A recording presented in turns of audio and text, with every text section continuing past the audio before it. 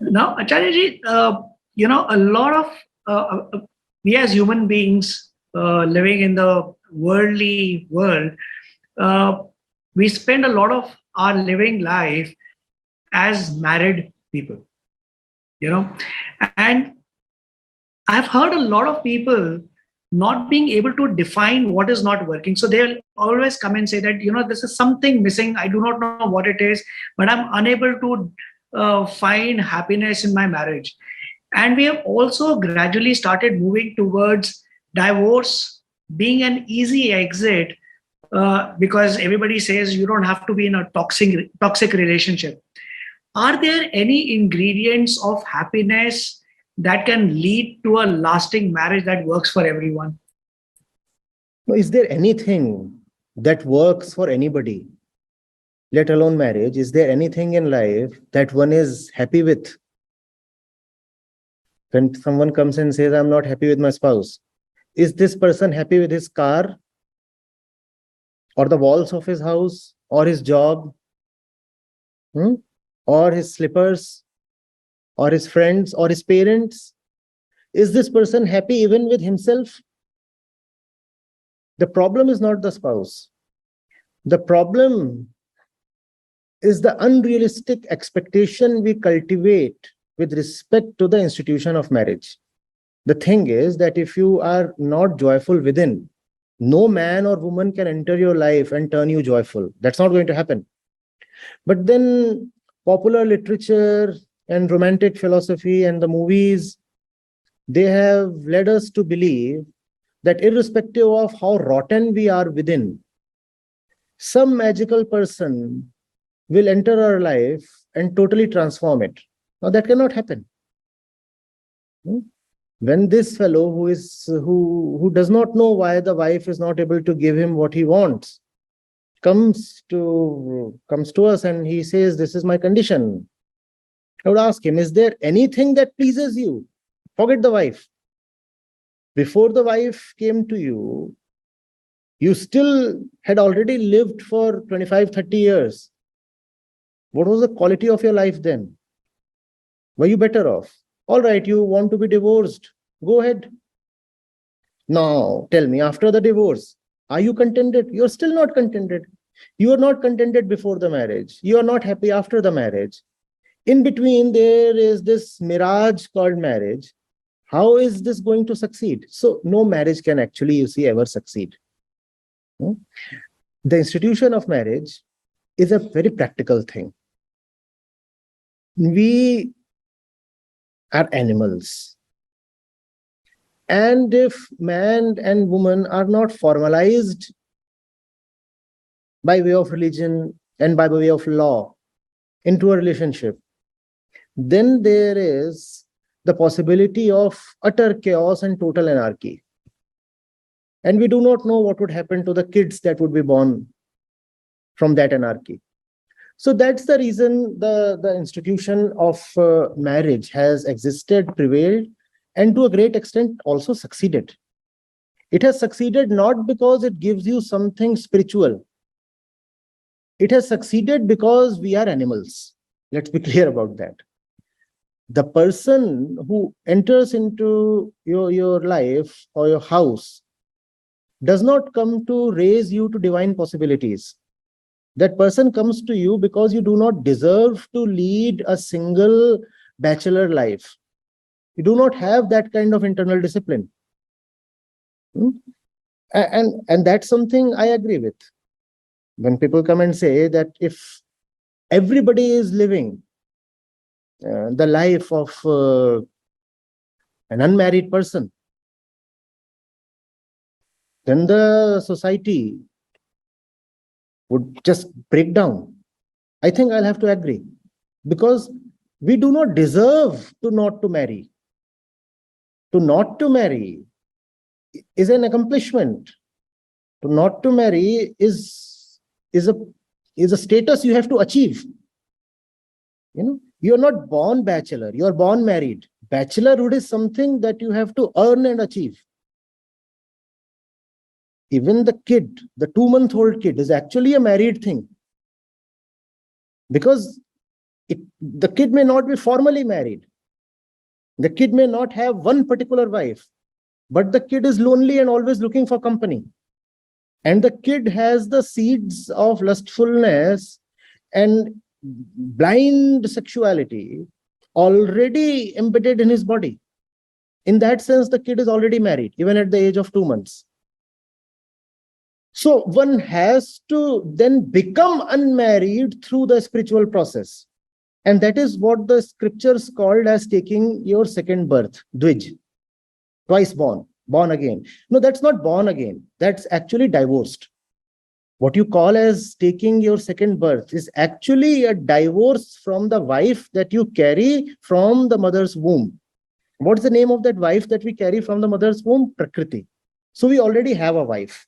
And all the women already have a husband. Just as we bring wives to the world when we are born as twins. We are born as couples. I am born and my wife is born. Who am I? I am Purush, she is Prakriti. Similarly, all women too are born with husbands. The thing is to get divorced. All spirituality then in some way is the art of successful divorce. Can you be rightfully divorced? And when you attain that divorce in classical language is called separation between Purush and Prakriti. That divorce is another name for witnessing or distant observation. Observation without involvement. That's the name of the divorce. So that's, you see, something quite arduous. No? All of us are not even willing to take that challenge up. And since we are not willing to take that up, therefore, we are condemned to get married again. So marriage is a necessary condemnation. Why? Because marriage, you see, is just a manifestation of the state you are in right since your birth. The wife is there, but the wife is not visible. The kid is just 2 months old, so the wife is not visible. When the kid gets formally married, then the wife becomes visible. Now you can say, oh, there is the wife. But the wife was always there. The wife was in the mind. The kid was always married. People say, I'm already in love. It's just that I'm looking for a girl now. That's the condition of most youngsters. Similarly, everybody is already married. It's just that they don't know the face and the name and the body of the wife. And vice versa. You could look at it from a woman's perspective as well, and the thing would remain the same. So, you see, we have very, very unclear understanding of marriage, and therefore we have very unrealistic expectations from marriage. We do not know who we are, and therefore we do not know what marriage is. And therefore we raise both, you could say horrible and hilarious, horrendous and hilarious expectations from marriage. And then we say, oh, I am the particularly unlucky one whose wife or husband has not been able to deliver the goods. Just that the wife or the husband on the other side is saying exactly the same thing. So when it comes to the spiritual objective, the institution of marriage is not even constructed to have a spiritual objective. Please be very clear about it. There is nothing called a soulmate. Nothing called a soulmate. The institution of marriage is a useful one constructed to give you a body mate. And I'm saying it's useful because if the institution of marriage is not there, then there is indeed a possibility that the animal within us would run amok. Already people are so fond of peeping into their neighbor's house. And if they are not constrained by religion and law and morality, then you do not know what the restless animal within us can do. With that understanding now, we will have very tempered and realistic expectations from marriage. Now we will know that if we are living with a woman, then there can hardly be any spiritual dimension to this association. She is here because I am lustful. She's here because I am lustful. And she has agreed to come to me because she too is lustful and insecure and lonely. And that's the only reason. That's the only reason. Now, the moment I say this, people will bring in the word love. They'll say, but what about love? Don't husband and wife love each other? No, sir, they do not. Love is the exclusive domain of a spiritual mind. And the spiritual mind does not rush to someone of the opposite gender to seek fulfillment.